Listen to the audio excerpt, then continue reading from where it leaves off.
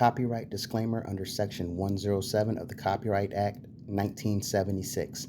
Allowance is made for fair use for purposes such as criticism, comment, news reporting, teaching, scholarship, and research. Fair use is a use permitted by copyright statute that might otherwise be infringing. Non-profit educational or personal use tips the balance in favor of fair use.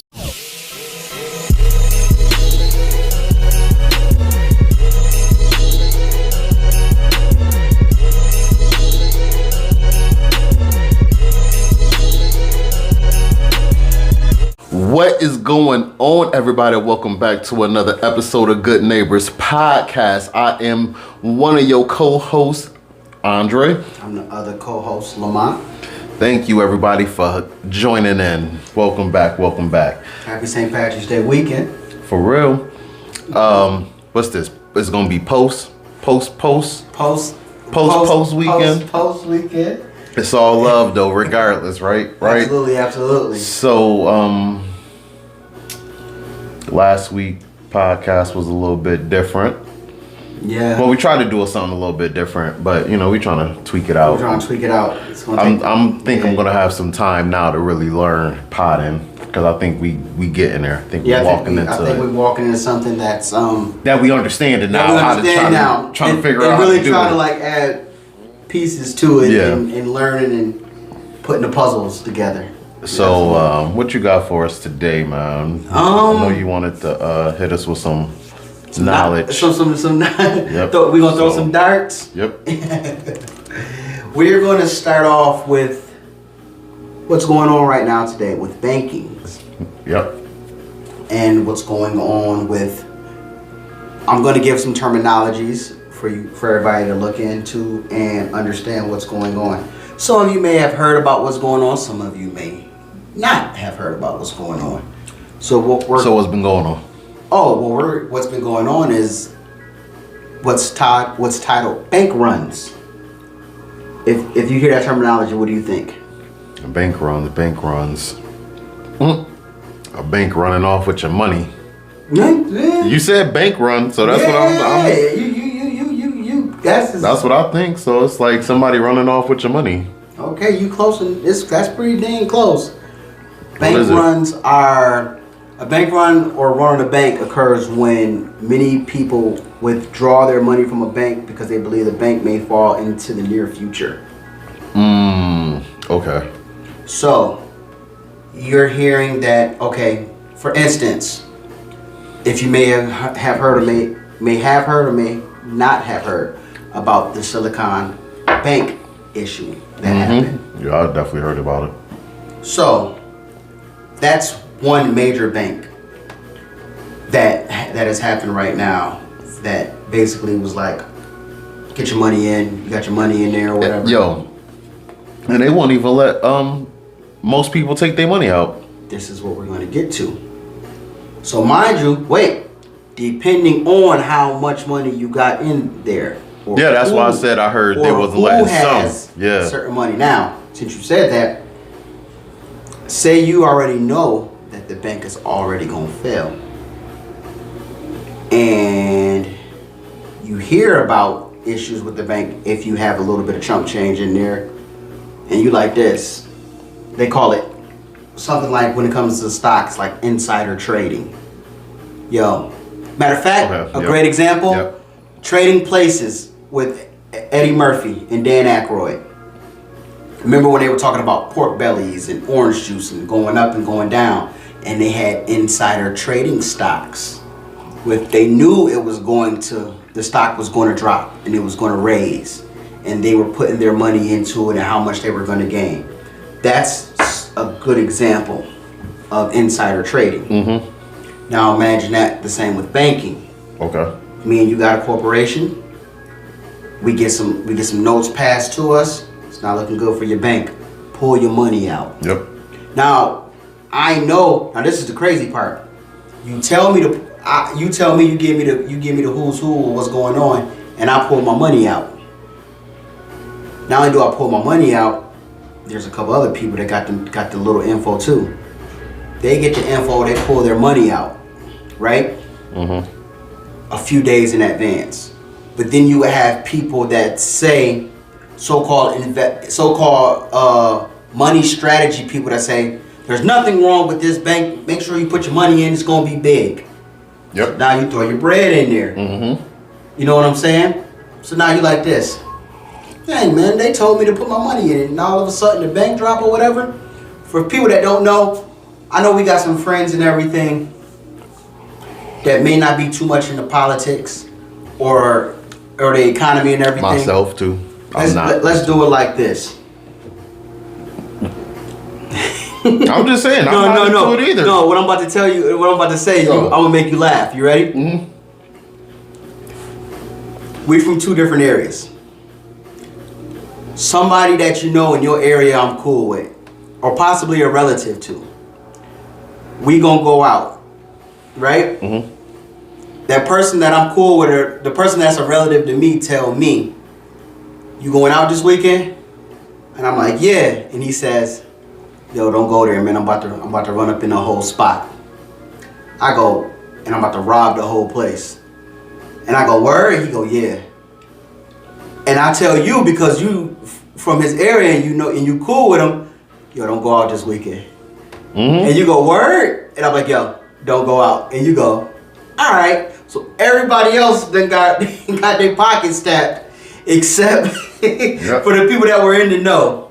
And I say that because I get that as because I actually thought about that situation, that scenario, while I was at work at night, and I was like, he would understand what I'm talking about. I'm quite sure he would know the person. I know. So see, that's what I wanted. So that's for the people that's not in the know too much of the politics and the economy. Good. I hope that helped you out. So, in other words, when the fractional reserve banking system, where banks normally only keep a small portion of their assets as cash. Numerous customers withdraw cash from deposit accounts with the financial institution at the same time because they believe that the financial institution is or might become insolvent. Now, if you don't know what the word insolvent means, insolvent in the state being able to pay the debts by a person or company debtor at maturity. Those in a state of insolvency are said to be insolvent. These are two forms. There are two forms: cash flow insolvency and balance sheet insolvency. Okay? So, when you have a bank being insolvent, you're basically knowing that it's a bank, you believe that the bank will have every bit of the money that you have in there. Mm-hmm. If I got $30K in there, I'm expecting for the money to be in there if I decide to withdraw that $30K. You're the bank. Give me my money. Mm-hmm. Wait a minute, sir. We got to do this. So now guess what the bank is doing? They have to pull from other sources to give you your $30K. But now if you have a bank run and everybody wants to take their money out, Yep. this is how you get marked. This is how you get crashes. This is how you get crashes coming in. So that's what happened to these three banks? In a nutshell. Well, I'll say three because I'm looking at three that fell. Well, no, one was in 08. My bad. So it was two. I am glad you mentioned 08. What happened in 08? You did the whole roll and everything, bro. I see y'all here. I'm glad you mentioned 08. During 08, when it crashed in 08, in 08 they called it the too big to fails. That's what they called the banks. The banks should be good. They never fail. So it refers to an entity so important to a financial system that a government would not allow it to go bankrupt due to the seriousness of the economic repercussions. So if your bank fails, you're going to have somebody take over for you to make sure that you don't go belly up. So now, man, it's a lot going on in the economy. The Dre International Bank can't fold. Lamont Corporation, Lamont says, "Yo, I'm gonna take care of you so you won't fold." But in the essence of me telling you that, the Dre Bank becomes the Lamont International Bank. And this is what happened in 08 when the Emergency Economic Stabilization Act happened. Provided bailout funds for Wall Street banks and U.S. automakers, the financial health of which are considered essential to the United States economy. So y'all, They basically said, we don't want you to crash, but if you do crash, guess what? We're going to take care of you. And that's what they did to the '08 one. That's what happened in '08. Okay. That is what happened in '08. Too big to fails. But guess So what? what's up with the Signature Bank in New York and then the Silicon one that you was talking about? So what's up with those two this year? Those happened this year. The Signature Bank, I'm not sure of. Oh, okay. I only know about the Silicon Valley Bank.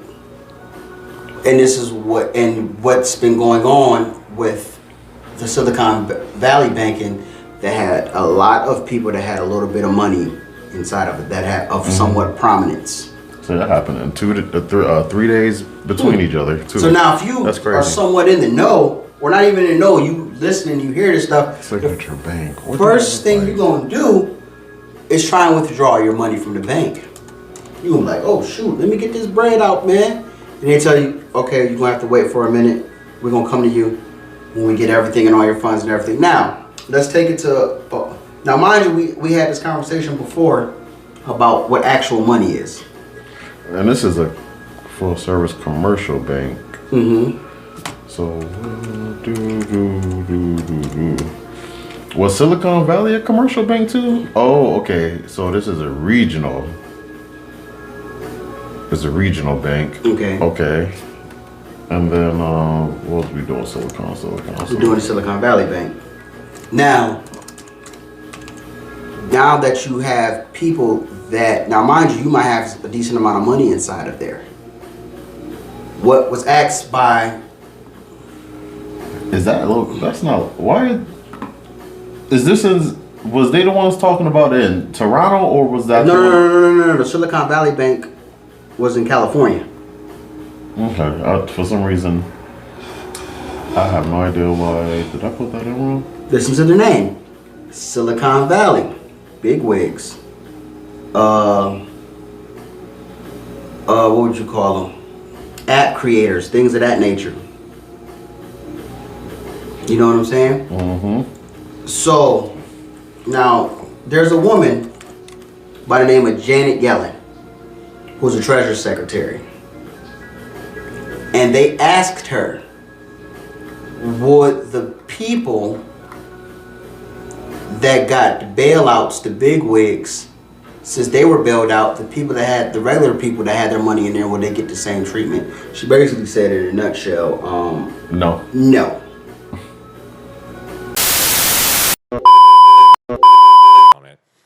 Will the deposits in every community bank in Oklahoma, regardless of their size, be fully insured now? Are they fully recovered? Every bank, every community bank in Oklahoma, regardless of the size of the deposit, will they get the same treatment that SVBP just got or Signature Bank just got? A bank only gets that treatment if a majority of the FDIC board, a supermajority of the Fed board, and I, in consultation with the president, determine that the failure to protect uninsured depositors would create systemic risk and significant economic and financial consequences. So what is And your we plan? made that determination. Right. So what is two your banks. plan to keep large depositors from moving their funds out of community banks into the big banks? We have seen the mergers of banks over the past decade.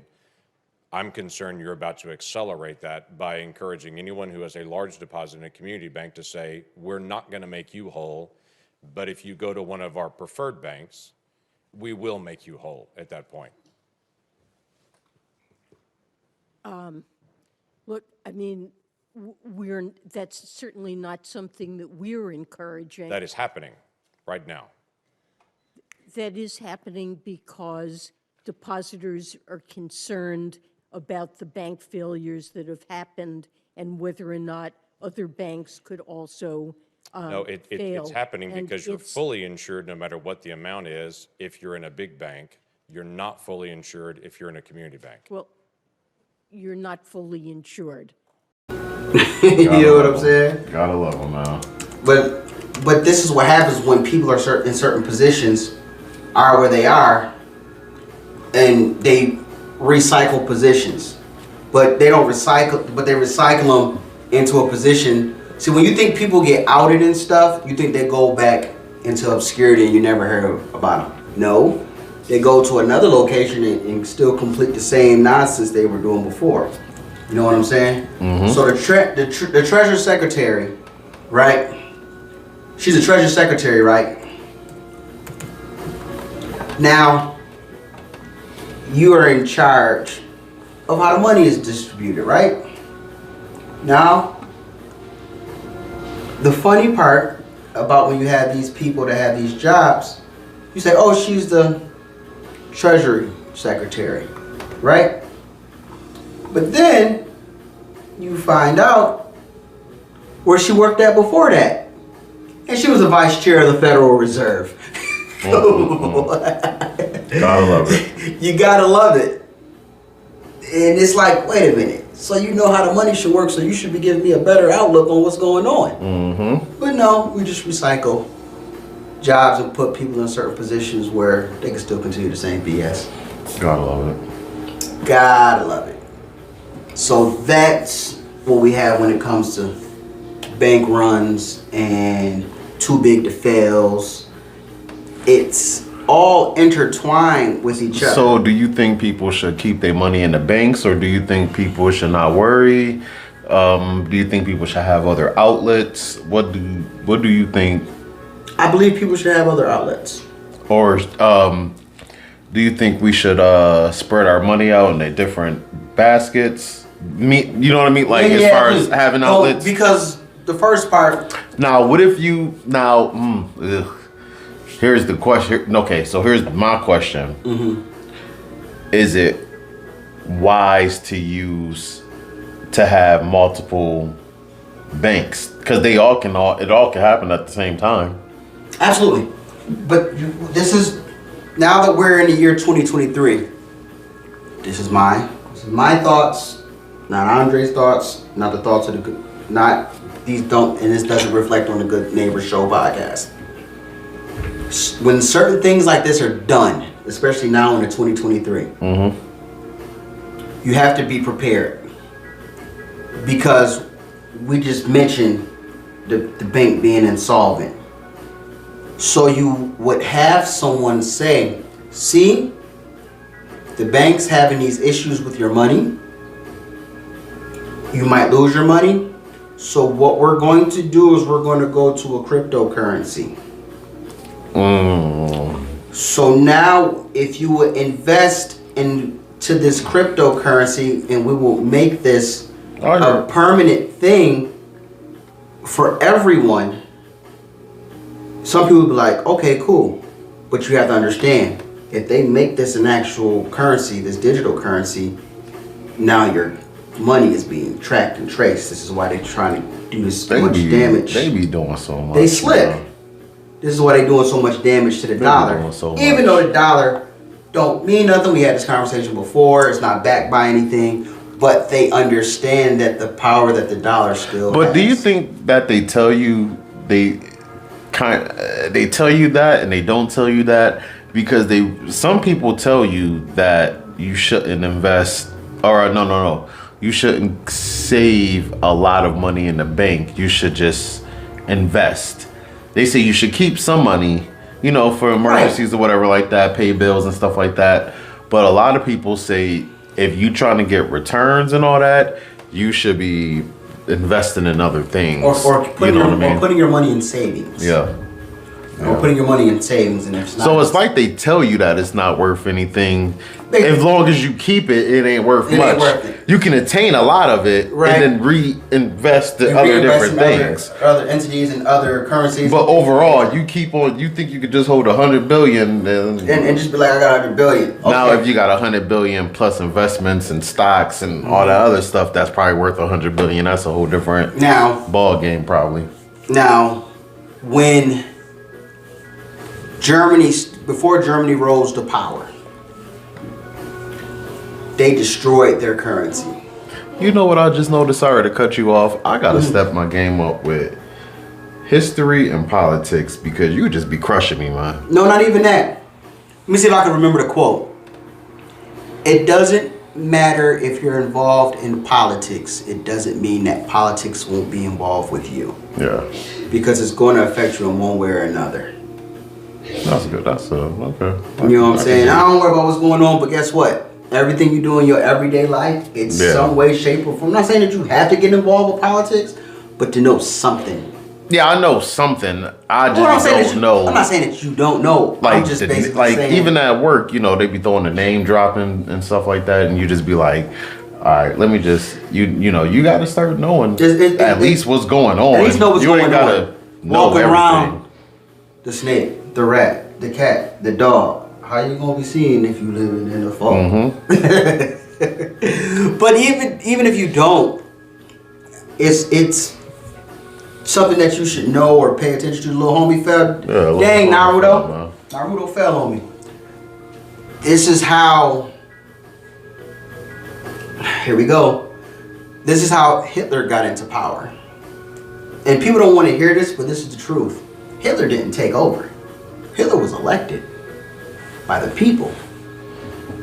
After World War I, the devastation that was done to Germany and the shackles that they put on not only their banking systems and everything, people were looking for a savior.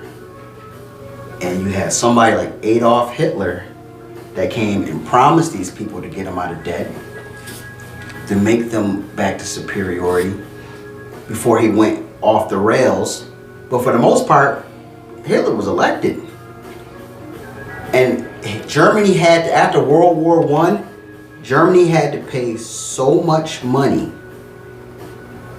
that they would have had to, I can't think of the number, but Germany had to pay so much money because of World War I that by the time that they would have been able to repay that debt, it was like 1988, I believe. Ooh. So what did Germany have to do to become? So did they pay that debt?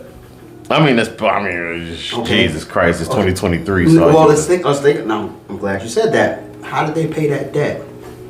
Everybody, including America, decided to invest in Germany. They invested in Germany.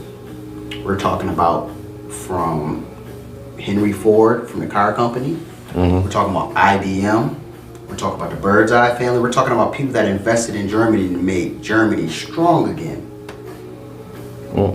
So they were involved in creating the Germany that was a destructive Germany. But when you're money hungry, they basically they were, let's just say he was the first one to be a paid bully on the pulpit, other than what we see right now, what's going on in Ukraine. Hitler was the first one.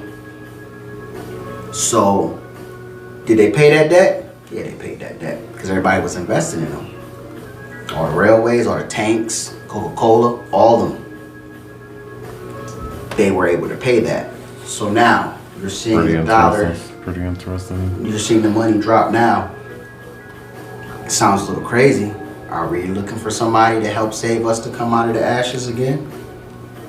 Who? I'm just saying in general. I'm Oh, not saying nobody in specific. I'm just saying. Because once you put yourself in a position where you're so downtrodden, you're looking for somebody to save you. So now you got to be careful. Nah, I can, Now you got to be careful. Because the person that's promising you this and that may have other ulterior motives. You know what I'm saying? But that's kind of what happens when you don't know what to do. You're looking for someone to save you. Yeah. Look for somebody to help you. You know what I'm saying? So it's crazy. It's, I thank you though for the knowledge you be spitting, man. Because some of us, we don't know. I mean, like I said, I seen the banks collapse. I watched some of the people trying to get their money out. People wasn't able to. So yeah, I seen some of it, but how deep it's just like, man. Not Hitler stuff I ain't touching. So yeah, that's all right. Cause I don't know nothing about. That's what I got you. How much money did Germany have to pay after World War I? The Treaty of Versailles, signed in 1919, and the 1921 London Schedule of Payments required Germany to pay 132 billion marks, which would have been $33 billion.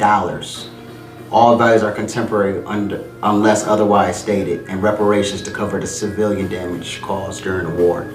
So imagine $33 billion in today's money. That's crazy. That's a lot of freaking money. Just give me 0.5% of that. I don't even know what that come up to, but geez. Whatever it is. So you had a lot of people that were invested in that because Germany has Germany had minerals. They had a lot of things that was going on. We're no longer going to talk about the Germany subject because some people, I don't want this to get too jacked up and flagged or anything, so I'm going to leave that one alone. Just going to give you some history to look up. But investing, for instance, do me a favor. What you pull up the rules of Monopoly. What happens if the bank doesn't have any more money? Type that in real quick. Hold on. There we go.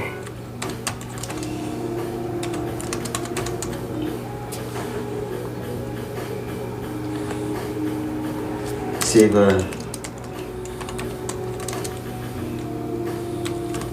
or go no money in bank. Yeah. One or two. If you have no money left and are required to pay a debt, you can raise money by mortgaging a property. First, wait, is that what happens in Monopoly when a bank has no money? Okay. No, hold on. I want you to say this and I want you to repeat this. What happens in Monopoly when the bank has no money? What does it say? If the bank runs out of money, the banker may issue as much more is needed by writing on an ordinary paper. The play starting with the banker, each player in turn throws the dice. So we take away the rolling the dice aspect. The bank never goes broke, which means you're printing and creating invisible money. Yeah, I never knew that. So it's like you gotta keep paper on the side. Not even that. The fact they told you in this video game, the fact they told you in this board game, you ran out of money as the banker, and it tells you that the bank never runs out of money. That means paper. Just use paper. So you're creating money out of thin air. That's crazy. And because the dollar isn't backed by anything, it's okay for us to print money. Inflation. Money. Inflation. That's cool, dude. You learn something every day, yo. If I'm wrong, you definitely learn something every day. If I'm wrong, in all reality. If he's wrong, please let us know in the comments. If I'm wrong, this is all opinion. Eat wings, drink beer, and be happy. Everybody, I want to say before we get out of here, happy St. Patty's Day. I know people that celebrated all month, all week. All weekend. All weekend. Some celebrate every day. Every day, all day. So happy St. Patty's Day to everybody out there. Everybody that celebrated. Have fun. Be safe. Enjoy yourself. And then as we always do, the roll out. Brrr, bong. Please like, comment, and subscribe to the Good Neighbors Podcast. We appreciate every little bit of it. We thank you for following us and on our journey and everything. Keep learning, keep studying, stay humble, and we love you all.